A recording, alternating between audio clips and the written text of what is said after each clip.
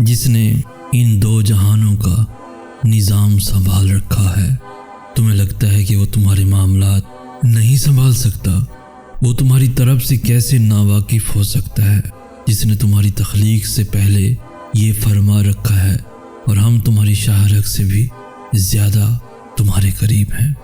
اور جس دن اللہ تم سے راضی ہو گیا، اس دن تم اپنی ان اداس آنکھوں سے ہی اپنے نصیب کا بدلنا دیکھو گے اور خوش ہو جاؤ گے۔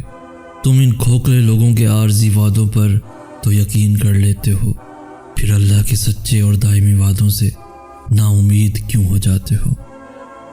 جب تم درد کی حالت میں اللہ کو پکارتے ہو تو تمہاری آواز ان 7 آسمانوں میں تب تک گونجتی رہتی ہے جب تک کن نہیں فرما دیا جاتا۔ اللہ تو فرماتا ہے تم مجھے پکارو، میں تمہاری پکار کا جواب دوں گا، اور پھر وہ یہ بھی فرماتا ہے یقیناً اللہ کبھی اپنا وعدہ نہیں توڑتا، اور وہ تمہارے مقدر کو بدلنے کی گنجائش تب تک رکھتا ہے جب تک تمہاری دعائیں اس کی چوکھٹ پر بے بسی سے کھڑی رہتی ہیں۔ تم دعا کرتے ہوئے معجزوں کا یقین رکھو، پھر دیکھو دعا ختم ہوتے ہی معجزہ ہو جائے گا۔ دعائیں رد کرنے کے لیے اللہ مانگنے کا خیال تمہارے دل میں نہیں لاتا۔ تم تو دعا کرتے ہوئے معجزوں کا یقین رکھو، پھر دیکھو دعا ختم ہوتے ہی معجزہ ہو جائے گا۔ وہ تو تم سے اتنی محبت کرتا ہے کہ وہ تمہیں آزمائش میں ڈالتا ہی تب ہے جب تم کسی ایسی چیز کی جانب بھاگتے ہو جو تمہارے لیے بری ہوتی ہے۔ وہ اتنا مہربان ہے کہ وہ اپنا فیصلہ تم پر مسلط ہی نہیں کرتا، وہ تو اختتام تک تمہاری صدا کا انتظار کرتا ہے کہ کب تم اسے پکارو اور وہ تمہارا نصیب بدل دے، اور پھر وہ تمہیں دعاؤں کی مہلت دیتا ہے تاکہ تم اپنی اس من پسند چیز کو جسے تم سے دور کیا گیا ہے اپنے حق میں بہتر بنا سکو۔ اس آزمائش کے بعد تمہارے لیے قبولیت کا وہ مقام ہے جہاں تمہیں مانگنے سے پہلے ہی عطا کر دیا جائے گا۔ جس نے اب تک سنبھالے رکھا ہے وہ آگے بھی تمہیں سنبھالے گا۔ جو وقت نے تم سے چھین لیا ہے اللہ تمہیں ہر وہ چیز واپس لوٹا دے گا۔ وہ تو تم سے اتنی محبت کرتا ہے کہ وہ تمہیں آزمائش میں ڈالتا ہی تب ہے جب تم کسی ایسی چیز کی جانب بھاگتے ہو جو تمہارے لیے بری ہوتی ہے۔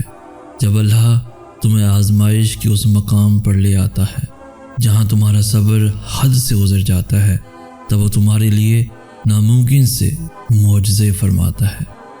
اس آزمائش کے بعد تمہارے لیے قبولیت کا وہ مقام ہے جہاں تمہیں مانگنے سے پہلے ہی عطا کر دیا جائے گا۔ جیسے اس کی مصلحتیں سمجھنا تمہارے بس کی بات نہیں، بالکل ویسے ہی اس نے تمہاری مدد کے وسیلے بھی وہاں سے بنا رکھے ہیں جو تمہاری سوچ سے باہر ہیں۔ تمہارے دل میں خیال بعد میں آتا ہے اور اس تک پہلے پہنچ جاتا ہے۔ وہ دیری انہی کے لیے کرتا ہے جن کا مانگنا اسے بے حد پسند آ جاتا ہے۔ وہ جب تمہیں قطرہ مانگنے کی ہمت دیتا ہے تب اس نے تمہارے لیے پورا سمندر تیار کر رکھا ہوتا ہے۔ معجزوں کی راہ تو اللہ آخری سانس تک کھلی رکھتا ہے، تو تم تب بھی دعا کرتے رہنا جب تمہارے پاس قبولیت کی کوئی بھی وجہ باقی نہ رہے، کیونکہ بے بس تم ہو، وہ تو پل میں نصیبوں کو بدل سکتا ہے اور لمحوں میں دلوں کو موڑ سکتا ہے۔ وہ اگر تمہاری پکار سننا چاہتا ہے تو تم بھی اسے پکارتے رہو، پھر وہ تمہیں بھی وہ دے گا جس کے لیے تم اسے پکار رہے ہو۔ ان بے شمار آوازوں میں سے اسے تمہاری آواز پا گئی ہے، بس اس لیے وہ چاہتا ہے کہ رابطہ تھوڑی دیر اور قائم رہے، تو پھر دیری کی فکر کیوں کرتے ہو؟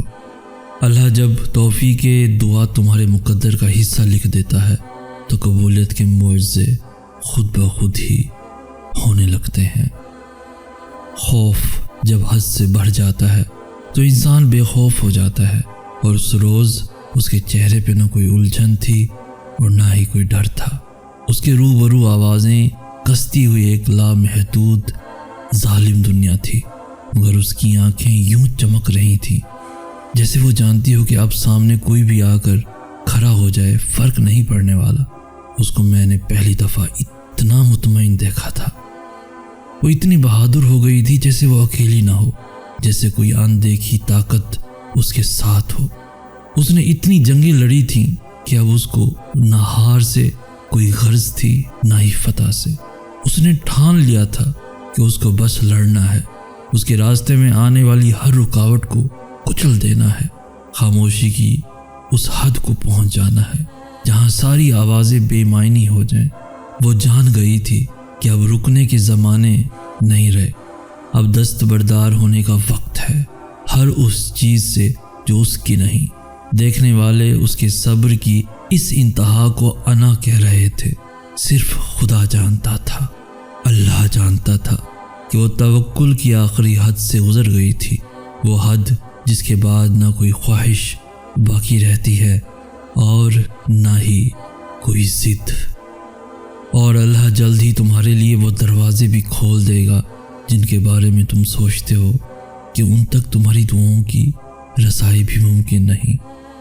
تو پھر نصیب کے پنے پلٹنے سے خوف زدہ مت ہو، انہیں لکھنے والا کائنات کا سب سے بہترین مصنف ہے۔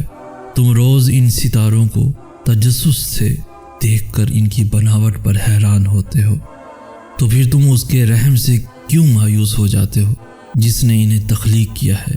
وہ تمہاری دعائیں رد نہیں کرتا، بس کچھ دیر کے لیے ملتوی کر دیتا ہے تاکہ بہتر وقت آنے پر وہ تمہیں ان دعاؤں کا صلہ دے سکے۔ تو پھر یہ جان رکھو کہ فاصلہ 7 آسمانوں کا ہو یا 70 کا، تمہاری فریاد کو اللہ تک پہنچنے سے کوئی نہیں روک سکتا۔ ابھی بھلے ہی تمہیں ایسا لگ رہا ہو کہ تم ڈوب رہے ہو، مگر توکل رکھو، اللہ کی مدد ہمیشہ تم تک پہنچنے کی راہ ڈھونڈ لیتی ہے۔ تمہیں بھلے ابھی یہ سمجھ میں نہ آ رہا ہو کہ کچھ چیزیں تمہاری رضا کے مطابق کیوں نہیں ہوئی، مگر اتنا یقین رکھو کہ اللہ اپنے کاموں میں غلطی نہیں کرتا۔ اللہ تو شاہرگ سے بھی زیادہ قریب ہے تمہارے، پھر کیسے ممکن ہے کہ وہ تمہاری آنکھ میں چھپے ہوئے ان آنسوؤں سے بے خبر ہو؟ جب تمہارے ہونٹوں میں اتنی سی بھی طاقت باقی نہیں رہتی کہ تم اپنی فریاد کو اپنی زبان سے بیان کر سکو، وہ تب بھی تمہارے دل کی پکار کو سن لیتا ہے۔ تو ادب سے ہاتھ اٹھائے اس کے روبرو کھڑا رہے، تو کیسے ممکن ہے کہ تو کچھ مانگے اور وہ تجھے نہ دے؟ تمہارے دل میں خیال بعد میں آتا ہے اور اس تک پہلے پہنچ جاتا ہے۔ وہ دیری انہی کے لیے کرتا ہے جن کا مانگنا اسے بے حد پسند آ جاتا ہے۔ وہ جب تمہیں قطرہ مانگنے کی ہمت دیتا ہے تب اس نے تمہارے لیے پورا سمندر تیار کر رکھا ہوتا ہے۔ معجزوں کی راہ تو اللہ آخری سانس تک کھلی رکھتا ہے، تو تم تب بھی دعا کرتے رہنا جب تمہارے پاس قبولیت کی کوئی بھی وجہ باقی نہ رہے، کیونکہ بے بس تم ہو، وہ تو پل میں نصیبوں کو بدل سکتا ہے اور لمحوں میں دلوں کو موڑ سکتا ہے۔